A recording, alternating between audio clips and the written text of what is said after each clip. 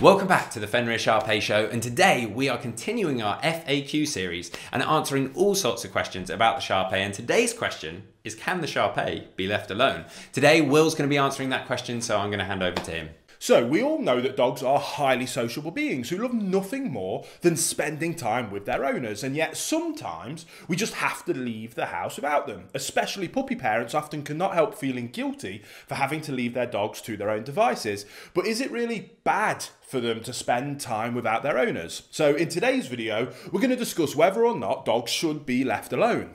So then, we will begin with the first reason why leaving your dog alone at home might actually be very good for them. And that is that alone time can build confidence. If you just got a new puppy, you might be tempted to spend all your free time with them. And there is no doubt about it. With their innocent charm, their adorable clumsiness, and their cute cuddly looks, puppies are irresistible. However, if you keep showering them with fuss and affection all the time, you might do them a disservice. Now, this might sound a bit bizarre, because why on earth would you not show your new dog how much that you adore them? Now, of course, I'm not suggesting you should withhold love from your puppy, but if you make it a habit to give your young dog the opportunity to be on their own sometimes, you will thank yourself in the future, guaranteed.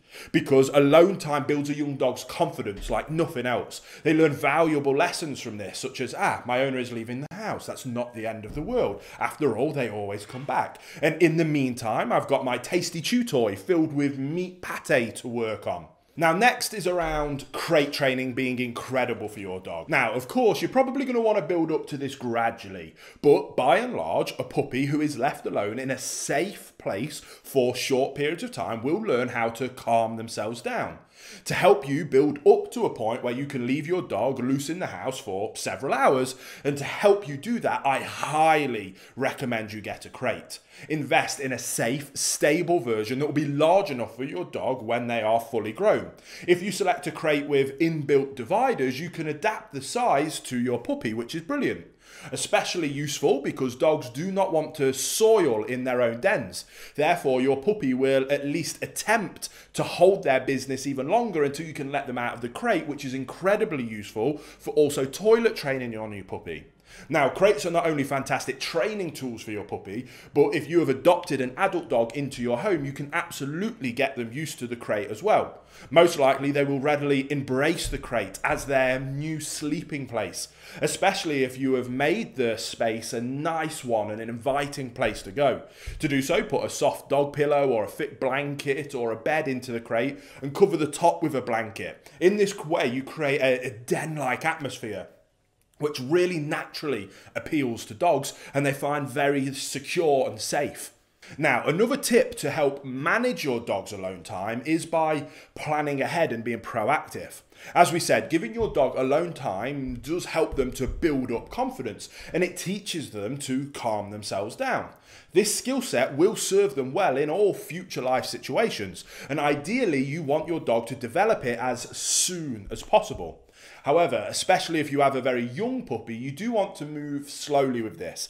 Extend their alone time in the crate little by little. If for any reason you cannot do that and you have to kind of throw them right in at the deep end, right from the very beginning, planning ahead will help you and your dog getting used to time spent away from one another. Hey guys, sorry to interrupt the video. I wanted just to quickly let you know, if you're interested in watching more videos about me actually working with dogs, following the cases of the behaviour modification programs and the different training programs that I implement, as well as me training and raising my own dogs, then we've got a dedicated channel to that exact thing. It's called Fenrir K9 Training. There's tons of videos on there, and there's multiple new videos of me working with dogs and some of our Fenrir certified trainers working with dogs to give you incredible levels of value and to help you have perfect canine companions just like these guys here. So there'll be a link in the description box below. I can't wait to see you over on that channel. Let's say, for example, that you have to leave the house for 8 hours every single day for work.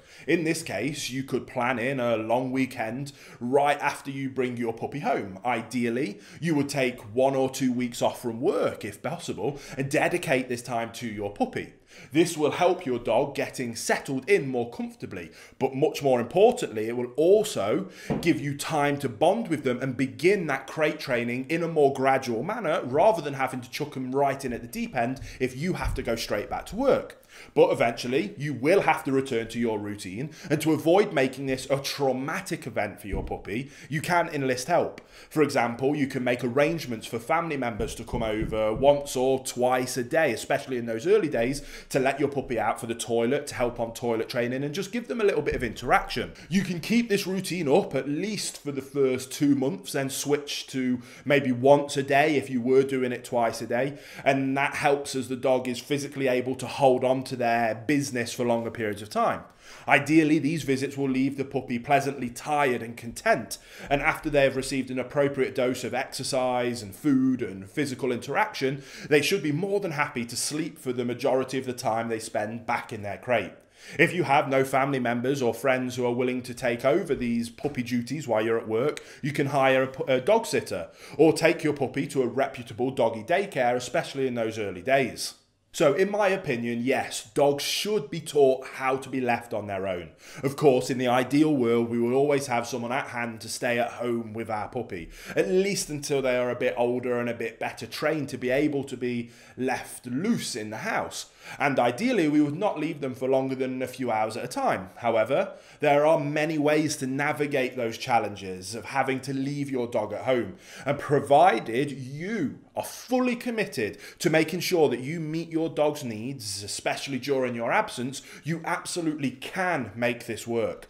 Alone time does not have to be bad for your dog. In fact, it can be an incredible thing. And as their loving owner and leader, you simply want to manage the situation in the best interest of your dog by setting them up for success, by planning ahead and being proactive as a good, calm, consistent canine leader always does. So as always, guys, be your dog's leader, because leadership is love.